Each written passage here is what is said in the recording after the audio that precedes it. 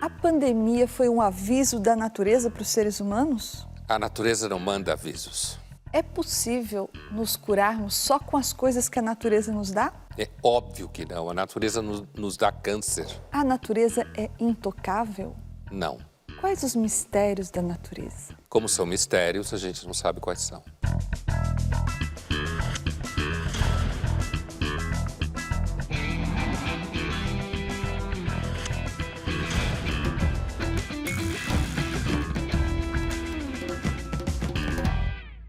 Estamos iniciando mais uma edição do Linhas Cruzadas. Hoje para falar sobre a natureza, mas não exatamente sobre a mãe natureza ou a sabedoria da natureza ou as belezas da natureza. A gente vai falar da natureza para além dos clichês a que ela costuma ser associada. Oi, Pondé. Oi, Thaís. Pondé, atribui-se a Heráclito de Éfeso, o grego pré-socrático, a ideia de que a natureza ama se ocultar. Daí, a partir daí, existem duas linhagens. Uma, a que defende que a natureza, essa espécie de divindade, tem que ser respeitada, deixada em paz, tratada com a reverência que ela mereceria. E a outra linhagem, que diz que seria preciso desocultar essa natureza que ama se ocultar. Essas duas vertentes de pensamento vigoram ainda hoje? Em que medida que elas estão válidas? Olha, Thaís, essas duas vertentes que aparecem já na Grécia, né? O aforismo do Heráclito já era discutido na própria Grécia, né? E é engraçado porque a maior parte dos filósofos famosos da Grécia, Platão, Aristóteles, próprio Sócrates, ou mesmo os estoicos, os epicuristas, estavam muito mais perto da posição que em filosofia a gente chama de órfica, por causa do poeta Orfeu, de contemplação dos mistérios da natureza e de deixar a natureza ocultar aquilo que ela quer. Ao contrário do que pode parecer, né? Porque depois do avanço da ciência, daquela corrente que a gente chama em filosofia de corrente prometeica, que é a que você descreveu como sendo a corrente a favor de desocultar os mistérios e todos os avanços técnicos. É até interessante, Thaís, porque a palavra mecânica, que está, por exemplo, na mecânica gravitacional do Newton e tal, a palavra mekané, em grego antigo, significa contenda, briga. Então, a tradição prometeica, por causa do deus, do titã Prometeu, da história do fogo, é uma tradição que entende que você deve ir lá e violar a natureza, através da técnica, mekané, da luta, e tirar da natureza aquilo que a gente precisa. A ciência veio daí. E se você pergunta se hoje em dia ainda existe esse embate, olha, eu diria que aqueles órficos tem dificuldade de competir com os prometeicos, porque os prometeicos garantiram longevidade, os prometeicos garantiram vacinas, cirurgias, transplantes, esgotos, aviões, celulares, né? Computadores.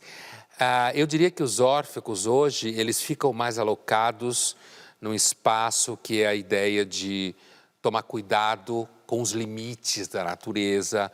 O movimento ambientalista tem algo de órfico, tem alguns que são muito órficos, muito poéticos, românticos e tal, mas há no movimento ambientalista uma vocação de dizer, olha, vai com calma, o que é verdade, vai com calma, porque pode haver alguns limites do processo todo que a gente não sabe, e eu diria que também essa tradição órfica contemplativa está presente em alguns ramos de medicina alternativa, né? Mas fora do movimento ambientalista, eu acho que é uma tradição que está bastante limitada diante do sucesso do Prometeu. Então, já que a linha prometeica está ganhando, vamos aproveitar para ver um trecho do filme Mary Shelley, que é a escritora britânica que fez o Frankenstein, Dr. Frankenstein, que ela batizou também de Frankenstein ou o Prometeu moderno. E aí você aproveita e relembra a história do Prometeu. Na realidade, a Mary Shelley é uma autora romântica, né? Ela é uma autora romântica, não no viés do romantismo eu te amo, tipo desespero, como Morro dos Ventos Vivantes, da Bronte, não. Ela é uma autora romântica do medo que o romantismo tem da técnica.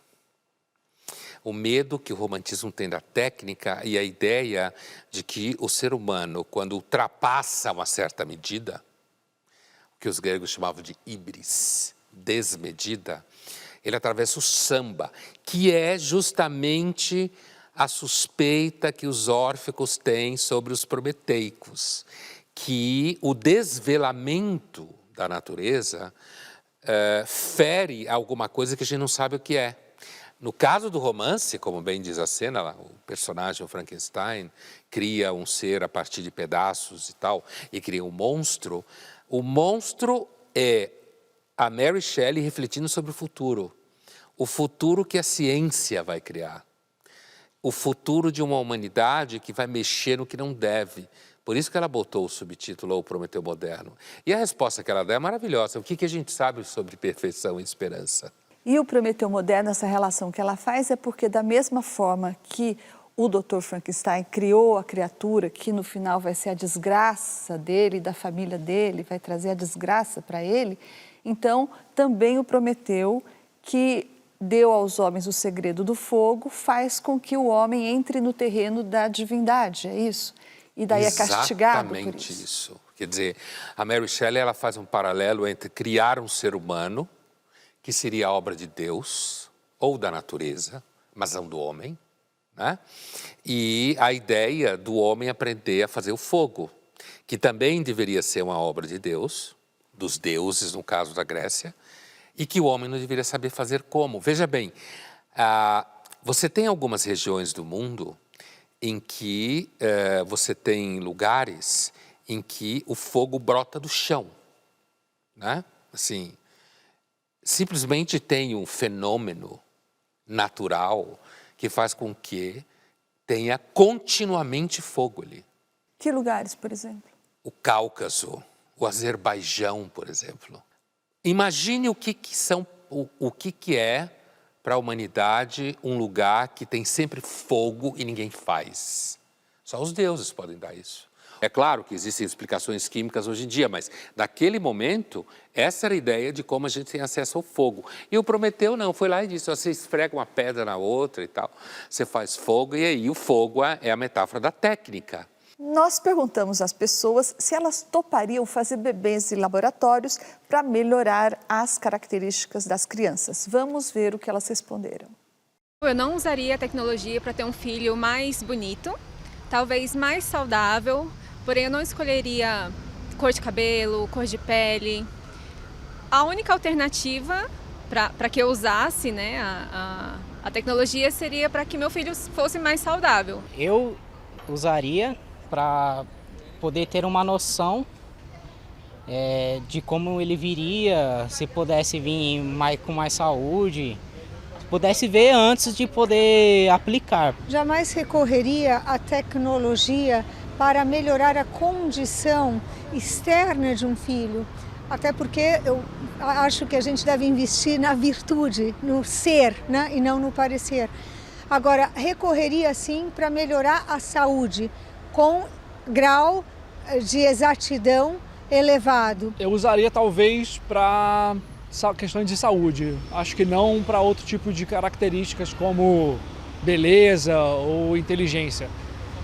E faria isso por uma questão mesmo de qualidade de vida. Sim, eu usaria sim em questão da saúde, para que nascesse mais saudável a tecnologia, mas eu não usaria em questão do gene, porque eu prefiro manter as minhas características. Sim, eu usaria desde que fosse comprovado que não houvesse nenhum dano. Por exemplo, no começo da idade pode ser que vai tudo bem, mas ao longo da vida pode ocasionar danos. Então, desde que fosse 100% comprovado, eu usaria. Eu seria contra esse método, eu não usaria essa tecnologia, porque eu acho que isso é uma maneira de controle, você controlar o que você vai criar, o que você vai fazer. Eu não usaria a tecnologia científica para aperfeiçoar um filho, né? Eu particularmente acredito que a natureza já faz a gente do jeito que a gente é. Claro que a gente pode usar a ciência para algumas coisas, mas modificar geneticamente antes de nascer, particularmente eu não faria não. Eu discuto isso, já discuti muito isso em sala de aula há anos. E ao longo de, sei lá, 25 anos, de posições iguais a duas pessoas ali, não usaria, que era o normal, todo mundo achava estranho, os alunos, hoje todo mundo acha banal. E todo mundo aceita usar para a saúde. É sempre o discurso, é saúde. Provavelmente o que vai acontecer, uma vez isso estando à mão, é que ninguém vai reproduzir via sexo. Porque o grande barato da relação entre técnica e natureza é você descobrir que muita coisa do que você considera natural é unicamente porque você não teve ação técnica sobre aquilo, certo? Que é essa discussão eterna dos limites entre técnica e natureza.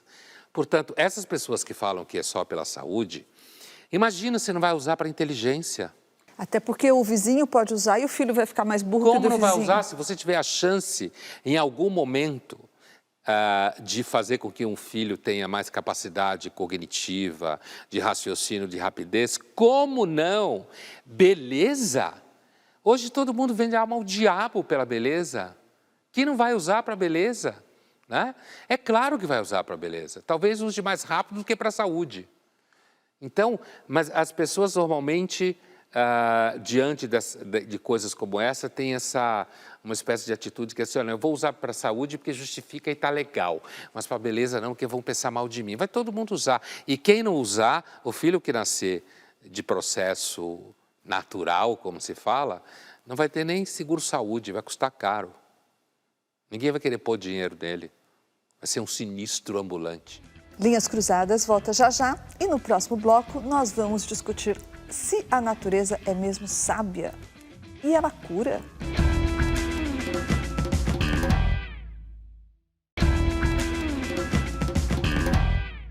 Estamos de volta ao Linhas Cruzadas, hoje falando sobre as concepções de natureza. E agora a gente vai ver um trecho do filme Avatar, a ficção científica dirigida pelo James Cameron, que mostra a natureza como uma força mística e poderosa que não deve ser provocada, mais ou menos como na tal concepção órfica que o Pondé explicou lá no primeiro bloco. A natureza pode se voltar contra quem mexe com ela. Vamos ver uma cena do filme Avatar que mostra mais ou menos isso.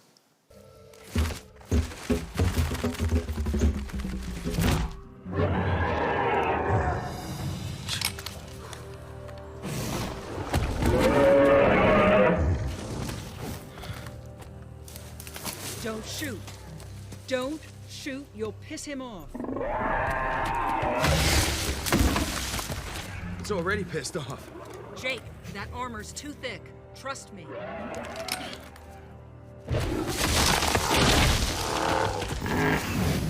It's a territorial threat display. Do not run, or he'll charge. So what do? Dance with it? Just hold your ground.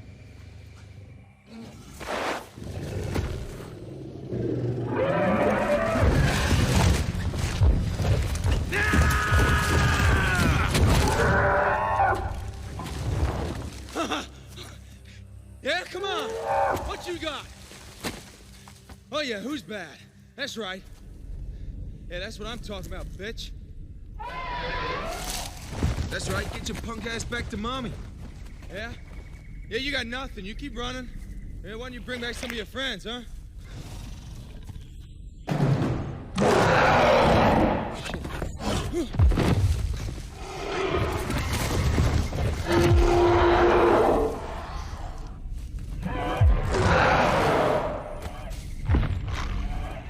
So what about this one? Run? Don't run what? Run! Definitely run!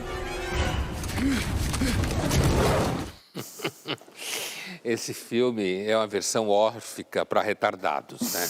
Porque nesse filme começa que o personagem principal ele é cadeirante na vida real. E aí os caras inventam uma tecnologia que ele tem um avatar, por isso o nome, e nesse avatar ele anda, ele volta a andar, o que é uma experiência maravilhosa para ele. Então, o filme já começa com um recurso à técnica, que é a capacidade de se fazer um avatar em que ele tem a experiência de andar de novo, coisa que ele não tinha, porque ele tinha sofrido, acho que numa guerra, alguma coisa, perdido a capacidade de andar. Mas o filme já começa com isso, só que o discurso do filme é o seguinte: você pega um grupo de caras, tipo mineradores, aquele tipo capitalista que se associa às piores caras de todos, né? Aí você pega esses caras que estão destruindo um planeta, que é esse planeta do pessoal azul aí, e esse pessoal azul tem uma existência harmônica com a natureza, que é aquela ideia que gente normalmente infantil faz, que é possível ter uma existência harmônica. Uma existência harmônica com a natureza é uma existência que a natureza te devora, porque a natureza devora tudo, além de ser bonita e criativa. E aí tem um momento especialmente interessante, que é uma hora que ele começa a correr risco por causa de uns animais, que é a personagem feminina, que não é um avatar, que é de fato da tribo, que ela salva ele, né? E vira para ele e diz assim: olha, você acordou os animais, por isso que eles atacaram você. O que é uma ideia idiota, os animais atacam você tendo acordado eles ou não, porque a natureza é agressiva. E no filme apresenta ter uma árvore, tem uma entidade mística, e se você viver em consonância com ela, em harmonia com ela, nenhum problema acontece, nenhum animal ataca, nenhum. Por isso que eu digo que é uma versão órfica para quem tem problema de percepção da realidade, né? Péssimo É filme. como se a natureza fosse um ser senciente, que respondesse, que sentisse coisas e que devolvesse ou que não em tivesse benefício. violência dentro dela, violência absolutamente espontânea, né? Como se o vulcão não explodisse e matasse um monte de gente. Não, nesse planeta aí o vulcão explode para te dar beijo na face, entendeu? Então, Pondé, tem muita gente que aposta nessa ideia de que tudo que é da natureza, tudo que vem da natureza é bom. Tem gente que aposta e tem gente que, inclusive, ganha bastante dinheiro, como a atriz Gwyneth Paltrow, né? Ela tem um site que é mundialmente famoso e que fala dessas coisas, de quantos benefícios a natureza pode te dar. E de vez em quando ela fala umas coisas esquisitas, do tipo... mirtilos selvagens ajudam a extrair metais pesados do tecido cerebral. Ou então, pedras de quartzo, não sei, encontradas não sei onde, elas ajudam a regular o ciclo hormonal e coisas assim. E a minha pergunta é, será que a gente deposita muita expectativa demasiada nos poderes da natureza? Desse viés, com certeza sim, né? Porque isso é picaretagem, né? Não é que eu não ache que você não possa, por exemplo, ter efeitos de remédios fitoterápicos, ou que não exista a possibilidade de se retirar de plantas princípios químicos ativos que tenham efeitos terapêuticos no geral, né? Outra coisa é achar que um cristal vai curar você de alguma coisa. São coisas diferentes. Agora, também uma outra coisa, Thaís, que eu acho importante, assim, a nossa relação com a natureza é uma relação tensa. Há um risco de destruição de elementos da natureza. Por exemplo, todo o debate sobre o meio ambiente, há uma consistência nesse debate. É claro que do ponto de vista do universo, bate um cometa aqui, ó. Cometa batendo na Terra é tão natural quanto o passarinho cantando, certo? O erro daqueles que captura uma concepção órfica, mesmo sem saber que é, e faz uma versão tipo Instagram, sabe? Ou Twitter, essas versões idiotas, e acham que, não, a natureza cura, ela é suficiente. Como assim ela é suficiente? A morte é natural. Entendeu? O problema é que quando você mostra isso para essas pessoas, normalmente elas, não, a morte não é natural, a morte só acontece porque a gente não pensa direito, não sente direito e blá, blá, blá. Agora, isso não significa que não se deva tomar cuidado em, por exemplo, tomar remédio demais ou passar asfalto em tudo, desmatar a Amazônia. É claro que existe uma questão com relação ao limite. A Mary Shelley já colocou isso. O Ésquilo, que escreveu Prometeu Acorrentado, já tocou nesse assunto, no tema do limite. Mas você não resolve isso com cristal na bolsa, né? Pelo amor de Deus. Nós agora vamos ver o depoimento da Sandra Epstein, que ela é fundadora da Araretama, e fala dos benefícios que, na opinião dela, a natureza pode nos trazer. Somos natureza, dentro da natureza. Então, ela traz começo, meio e fim na medida em que a compreendemos até hoje dentro das leis que conhecemos. Agora, o que a natureza não nos dá? Ela não nos dá a capacidade, talvez ainda, de viver sem ela. Nós precisamos do ar, nós precisamos da água.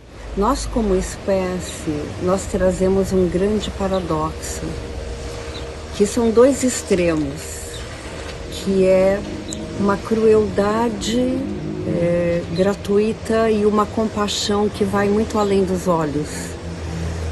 Então, nós precisamos trazer para o campo do instinto, que está totalmente ligado às emoções, a consciência que nós podemos atingir estados mais refinados.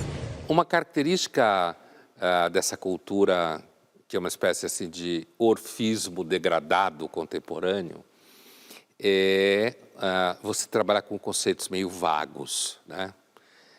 Porque, primeiro, essa ideia de que nós somos uma espécie que temos uma dimensão cruel, uma dimensão compassiva, é verdade. A natureza normalmente só tem dimensão cruel, certo? Os leões normalmente não são compassivos com coelhinhos, né? E, portanto, a natureza, ela cria e destrói. Porque a natureza cria e destrói não significa que a gente deve destruí-la. Apesar de que, se ela se encher o saco, ela acaba com a gente como um saco de piolhos, que é o que a gente é para a natureza. Imagina o tamanho do universo e do planeta. Outra coisa outro problema é você transitar, por exemplo, pela ideia de um equilíbrio em que você vai atingir níveis mais sutis e sofisticados. Isso é metafísica, tem nada a ver com a natureza, entende? Projeta-se sobre a natureza uma expectativa de, se eu viver segundo ela, eu vou evoluir e eu vou atingir um nível espiritual superior. Na natureza não tem nada disso. Na natureza tem cores, tem reprodução, tem alimentação, tem morte, tem destruição, tem beleza, tudo isso tem na natureza. A natureza é encantadora. Você pode ter experiências do sublime, como se fala em filosofia. Você vê um vulcão, você vê uma queda d'água gigantesca, basta ir a Foz do Iguaçu, aquele barulho e aquela quantidade de água, você sente como a gente é insignificante. Imagina um astronauta fora da Terra, ele tem uma experiência sublime com a natureza. A natureza é maravilhosa, mas não há nada nela, quando a gente pensa em níveis sutis, em níveis espirituais, somos nós produzindo isso. As pedras não têm espiritualidade. Agora nós vamos para a nossa caixa de perguntas. O Alê Pai e Filho, que devem ser pai e filho, duas pessoas, portanto, pergunta para você: por que a natureza é sempre tão imponente e sempre parece tão frágil? Depende do que você olha, né? Tomando o exemplo que eu fiz há pouco do universo, porque normalmente quando a gente pensa na natureza, a gente pensa só na Amazônia. As estrelas são naturais, né? Os planetas, os cometas, a poeira estelar, tudo é natural.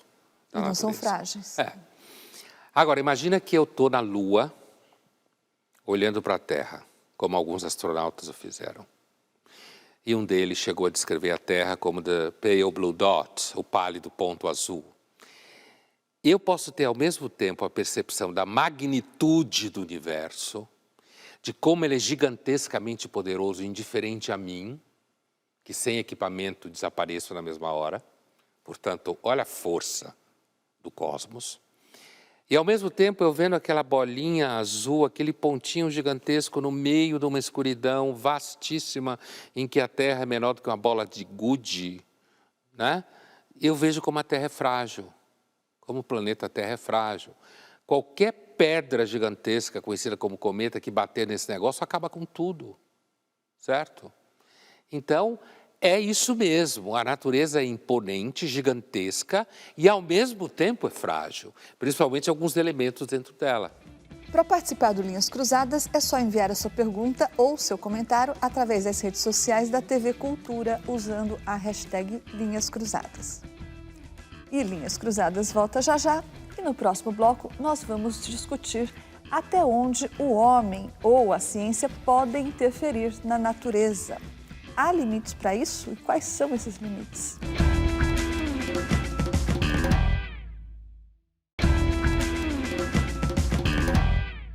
Estamos de volta com Linhas Cruzadas, hoje falando sobre as formas como enxergamos a natureza.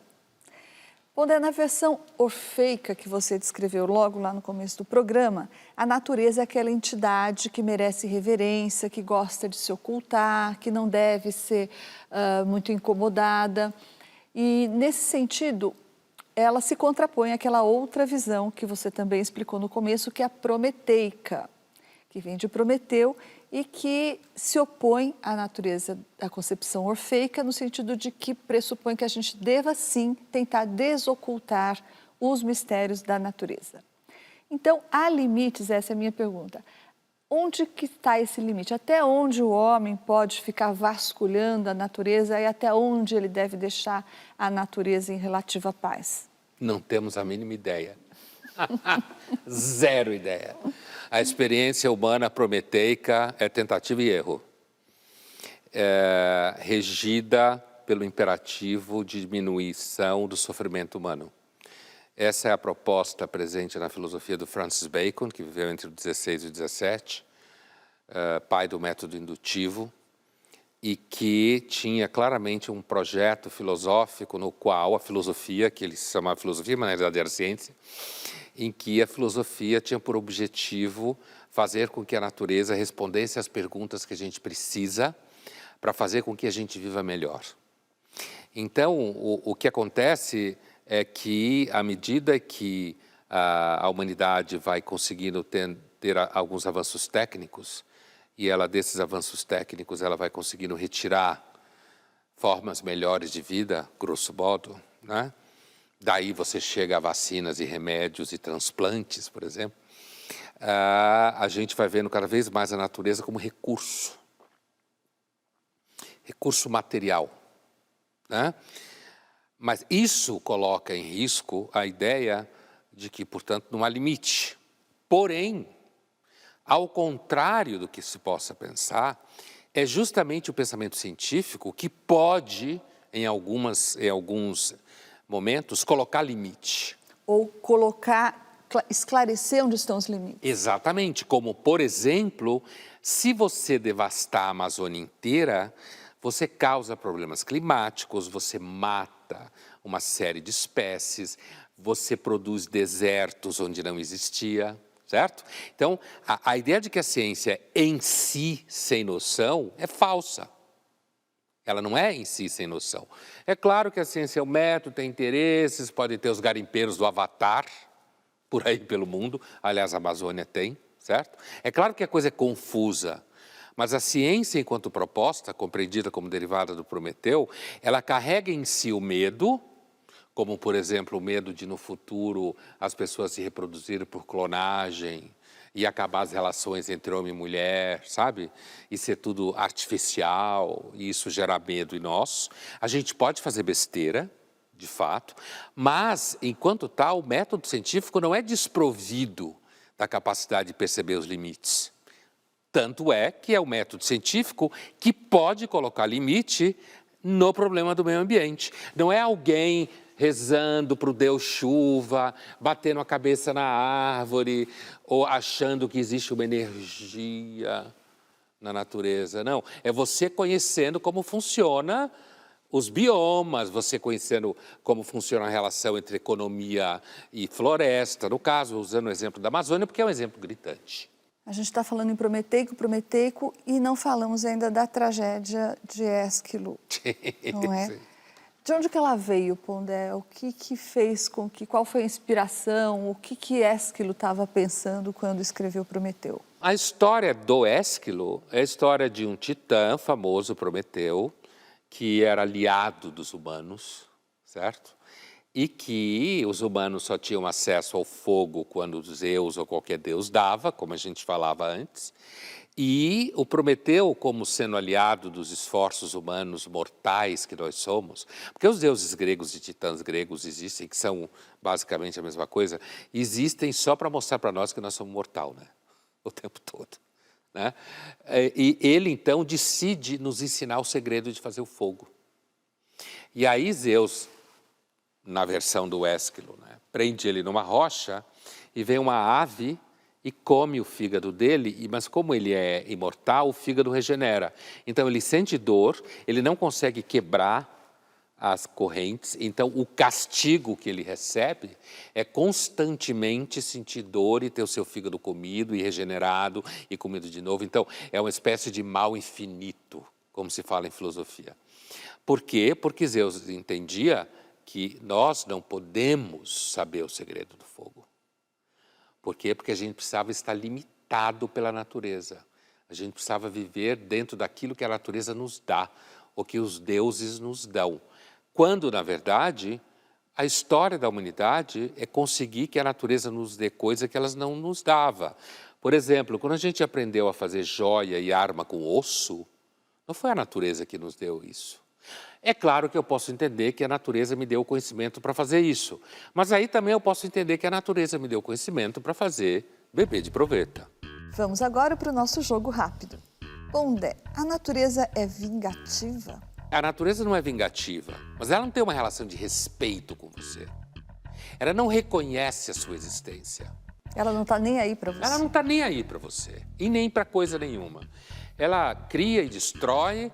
Ela pode ser reativa, se você, por exemplo, destruir a Amazônia, você pode produzir um deserto, certo? Mas não é porque ela é reativa, porque ela quer te ferrar, é porque ela tem processos característicos dela, e dentro desses processos ela reage a determinados elementos e a determinados atos. Você acha que deve haver um limite, ou que há um limite para a manipulação da natureza? Você já respondeu essa pergunta, né, Pondé? E eu tendo a concordar que deve existir limite, sim. Você citou o exemplo das florestas, por exemplo, que podem virar desertos se não houver limites. E a gente lembrou também de exemplos de tentativas de manipulação mal sucedidas, como foi no caso da talidomida, não é? Então, isso deixa evidente que há limites, mas, por outro lado, se a gente ficar paralisado nesses limites, a gente ia ficar até agora esperando o fogo brotar do chão ou cair do céu, né? Para a gente fazer o nosso churrasco e outras coisas. Sim, então... aquecer, nos aquecer. Pondé, mãe natureza ou madrasta natureza? Olha, eu diria que uma mãe que nem sempre é suficientemente boa, como se fala na psicanálise winnicottiana, quer dizer, a natureza, é claro que em alguns momentos ela parece madrasta quando ela te dá um câncer, né? Mas ao mesmo tempo, quando ela dá um filho que você deseja, ou quando ela faz com que você usufrua do corpo, ou quando ela faz com que você tenha uma ideia brilhante, ela é uma mãe, né? Só que ela é uma mãe que coloca limites. E a gente se dá muito mal com esse limite. O que você acha desse povo que acha que tudo que é natural é bom? Eu acho que esse povo, ou quem acha que tudo que é natural é bom, estava em Marte nos últimos 2 anos, né? Porque a pandemia, não é? Salvo as teorias conspiratórias descontando, ela é ou nasceu de um advento natural, que é o coronavírus. Então, eu acho que essas pessoas tiveram em Marte. E ficaram com o cérebro meio danificado, né? Agora nós vamos ouvir um trecho da fala do filósofo alemão Peter Sloterdijk no Fronteiras do Pensamento. Ele fala sobre a crueldade da natureza. Die Natur ist zu den Menschen in der Regel immer böse genug gewesen, seine eigene Gegenbosheit zu verdienen. Ja? Es gibt in der lateinischen Tradition schöne Bilder, dass nämlich die Natur nicht als Mutter, sondern als Stiefmutter angesprochen wird. Also nicht Mater Natura, sondern Noverca. Also die Natur als Stiefmutter ist ein Archetypus des Denkens über das Verhältnis von Mensch und Natur, der sehr, sehr alt ist. Erst in der Romantik. Also eigentlich, hier haben die Deutschen große symbolische Schuld auf sich geladen, möchte ich mal bei dieser Gelegenheit bemerken, weil die Ökologie im Grunde ja eine Metastase des deutschen Idealismus ist. Ja. Erst die deutsche Romantik des frühen 19. Jahrhunderts hat den Stiefmutteraspekt verdrängt und ihn durch eine fantastische Allmutter-Ideologie. Pois então, Peter Sloterdijk, ele se meteu numa controvérsia em 1999, porque ele escreveu um livro chamado Regras para o Parque Humano, traduzido em português, em que ele falava que o projeto eugênico platônico da educação não deu certo, mas na geração de filhos, sim, e ele apontava para a questão da engenharia genética. Né? Isso deu muita polêmica, acusaram ele de eugenista e tal. Então, o Peter Sloterdijk, ele está falando aqui de que o idealismo alemão, que é uma escola filosófica do XIX, muito ligada ao romantismo, construiu uma imagem de natureza. E essa imagem de natureza, ele usa até uma expressão forte, que é a ecologia, uma metástase disso. Quer dizer, essa ideia de que a gente entende o que é a natureza e que a gente tem uma imagem da natureza como equilibrada. Não, a natureza não é assim. A natureza é cheia de bionegatividade, a natureza ela é cruel com a gente.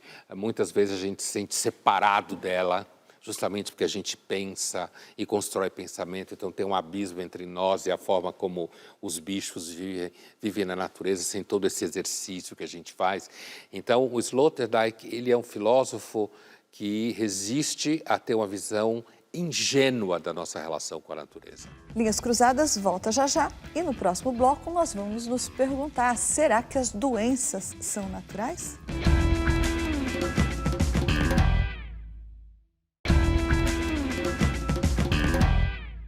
Estamos de volta com Linhas Cruzadas, hoje falando sobre a natureza para além dos clichês. Pondé, a gente estava falando agora há pouco sobre essa ideia de que a natureza é sempre boa, a natureza é mãe, ou a natureza pode ser também madrasta.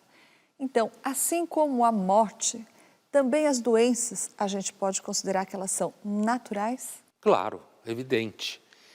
Isso daí não decorre uma ideia que me parece muito ingênua, é que se a morte é natural, por definição, ela é boa.